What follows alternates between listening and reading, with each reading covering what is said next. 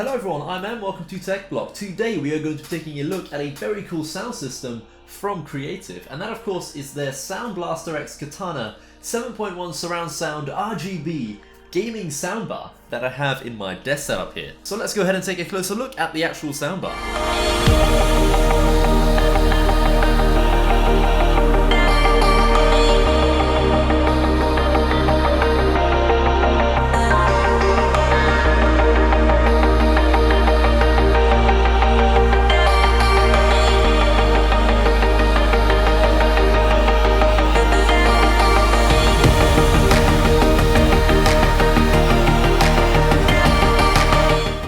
So I hope you enjoyed watching that little montage of the actual soundbar. In this review we are going to be covering the design of the soundbar, the build quality, the sound quality of course, the connectivity options and the lighting options that you have on the bottom of the soundbar. So all that and more to come in this review of the BlasterX Katana 7.1 virtual surround sound gaming soundbar that features RGB lighting at the bottom, which is very important nowadays. So let's go ahead and jump straight into it. First of all, I'd like to mention that this is the first sound system and soundbar that I have ever owned. Unfortunately, I can't really compare this to any other sound systems or soundbars from Logitech or Panasonic or Sony or anything. I can't compare it to anything else, as this is the only sound system that I've ever owned. As before I bought this soundbar, I was actually using my built-in monitor speakers as speakers, which after I upgraded to my BlasterX Katana soundbar, I'm never going back to using built-in monitor speakers ever again. I just can't. The sound quality on my built-in monitor speakers is just absolutely awful. Like, you can barely even compare it to the soundbar. There's pretty much no bass. Everything just kind of sounds washed out.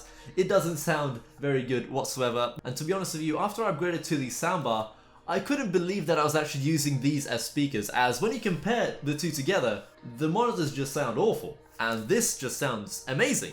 There is a lot of clarity in the sound. The bass paired with the subwoofer down there is out of this world. The bass is very punchy.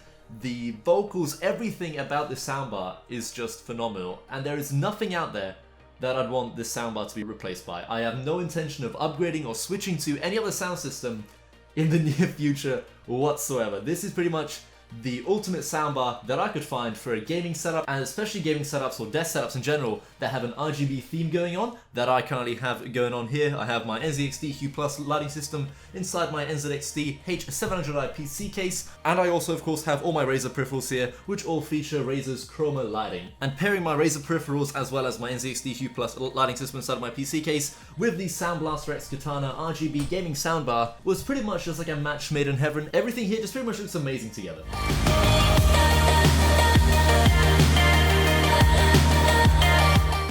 I would like to mention that I bought this soundbar around 6 months ago. I worked at Amazon during the summer and pretty much saved up a little bit of money, picked up this soundbar for my setup, as I'm pretty much always listening to music on Spotify and I watch tons of different YouTube channels every single day, and at the time my setup had no dedicated speakers whatsoever. As I mentioned earlier, I was using my monitor speakers as speakers, so I was looking around on Amazon for a couple options like what I could actually use as speakers for the setup and stuff. And with my setup in particular, I don't actually have space on the left or the right side of my desk for dedicated speakers. So I was like, I want better sound quality, but I can't put speakers on either side of my desk as there's pretty much no space. And bear in mind, this is a 2-meter desk. But when you have 3 monitors and then a PC on the desk, there's not really much space left for speakers, unfortunately. So dedicated speakers were pretty much not an option whatsoever, and I managed to stumble across soundbars. And I kind of thought soundbars were primarily used for TVs and stuff. So you'd put the soundbar underneath your TV in the living room, for example. And soundbars weren't too common in gaming setups and desk setups in general. But then I came across the BlasterX Katana, which was kind of advertised to be a gaming soundbar that had a 7.1 virtual surround sound and stuff. And it pretty much ticked all the boxes, as it had RGB lighting, so it fit with my entire theme that I have going on here. And what's very important is that I could actually use it in my setup, as there's space underneath my monitors, as I'm using a triple monitor desk mount to hold up all my monitors via VESA mounts. And putting this soundbar underneath my desk was pretty much the perfect spot, as underneath my desk was very empty. I felt like the setup wasn't really complete, so getting the soundbar there was pretty much just the perfect addition to the setup. And the soundbar itself is actually very, very well built. The entire soundbar is super sturdy. It is reinforced by an aluminium panel on the top here that pretty much gives it just a lot of sturdiness in general. The build quality of it is really good. There is plastic on the bottom here, I think, and there's plastic on the back. However, the top is made out of aluminium, but there's a nice grille at the front of the soundbar, as well as 2 grills up here. So overall, the build quality and just everything about the soundbar, very good. The entire design of the soundbar is actually modeled after a katana sword, as you see on the screen here. So that's pretty cool, I guess. You could probably use this as a weapon. You probably shouldn't though, as you might damage the soundbar.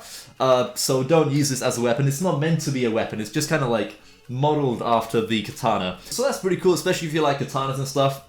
The entire design of the soundbar is actually super sleek. There's some very nice like corners and like edges and stuff. Very well designed, I suppose. It is a very nice looking soundbar in my opinion. The soundbar itself, it doesn't actually take up too much space on your desk, which is pretty good, as you can just place it underneath your monitors and it will just sit there. Taking a look at the back of the soundbar, let's take a look at all the different connectivity options you have for the soundbar. So first of all, we have computer via micro USB to full size USB, which is what I'm currently using. That's pretty much a 24-bit and 96 kilohertz connection to your PC. I think you can also use a 7.1 virtual surround sound via the micro USB connection, which is pretty cool, especially if you're gaming and stuff. We also have a full-size USB port on the back here that supports a USB flash drive, so you can upload a bunch of songs onto a flash drive and plug them into the back of the soundbar and pretty much play them off there.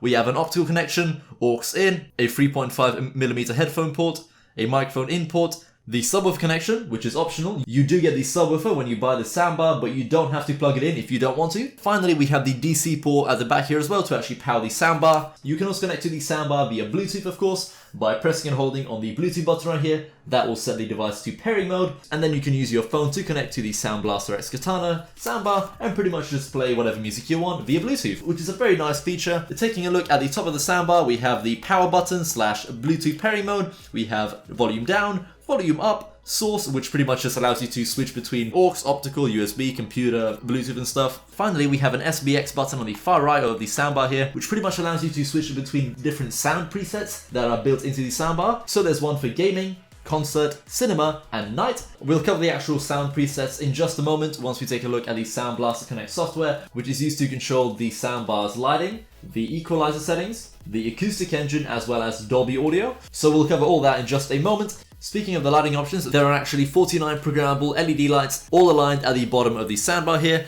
So let's jump onto the PC and check out the Sound Blaster Connect software. So now that I'm on my PC, let's check out their software. So over here we have all of our various presets that we can choose from. We have gaming, concert, cinema, night, and tons more down here as well. For different games, for example, we have Counter-Strike, we have Battlefield 1, Call of Duty Infinite Warfare, Dota 2, we have neutral, night, we have Overwatch, and then personal. Of course, you can add as many as you want here. These just come pre-built into the soundbar. Any of the presets that you see here, you can install onto your speaker by pressing on the install to speaker button and then replacing one of the other modes. But at the moment, I think I'm just going to keep mine like this. And what I ended up doing is I went onto concert and I pretty much customized everything here. So I went onto lighting, I created a custom mode called Razor Wave, which is a cycle at the speed of 120 BPM. I went onto my equalizer settings here, and over here I drew a custom curve to increase the mids quite a lot. I also went onto my acoustic engine. I maxed out the immersion from normal to ultra wide. I also enabled the crystallizer and set it from 0 all the way to 100, as that's the way I like to hear all my sounds. You also have a smart volume setting here, which I've currently got set to off. However, you can set it to auto or night. Over here there's also a dialogue plus setting. I've currently got this set to off as well.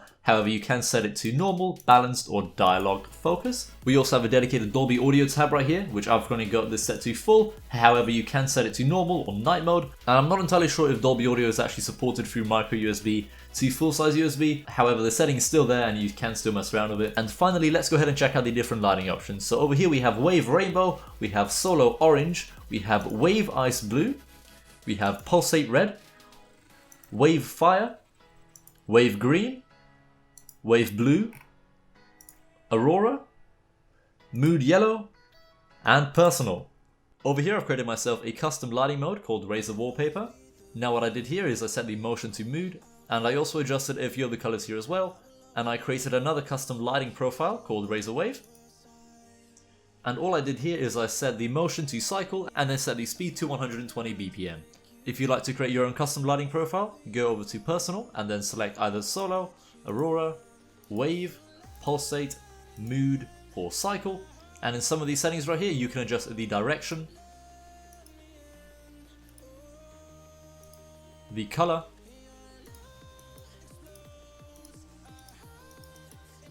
as well as the speed. So that's everything covered in the lighting tab. In the settings tab, you can select a different language, enable the program to launch automatically whenever you boot up your PC, check for any application updates, mine's up to date. In the device tab, we can enable the soundbar to go into auto standby, reset it to factory default, as well as check for any firmware updates, and as you can see, mine is currently up to date, and that's pretty much it for the software side of things. The soundbar also comes with this infrared remote, and over here we have a mute button, the power on button, we have bass adjustment, volume up, volume down, display, LED, skip song, previous song, play, pause. We also have the SBX button there to select different sound presets, and then at the bottom here we have all of our sources. So we have a Bluetooth, computer, optical, aux, and then USB. That's pretty much it for the remote, but bear in mind it is an infrared remote, so you do have to point it at the soundbar in order for it to work. It would have been very nice if this remote was a radio remote and not an infrared remote, as then you wouldn't have to point it at the soundbar in order for it to work. Unfortunately though, we are stuck with an infrared remote. There is one feature that the soundbar is missing though, and it's a feature that I'd love to see implemented into the soundbar via a software update in the future. And perhaps maybe one day Creative will implement this feature into the soundbar, and that is the ability for the LED lights to react to audio. So I have a song here on my phone, and once I press play, you will see my keyboard, my mouse and mousepad, as well as my PC react to the audio and stuff, and it looks really cool. And unfortunately, the soundbar doesn't have support for like audio visualization via LED lights and stuff. So check this out.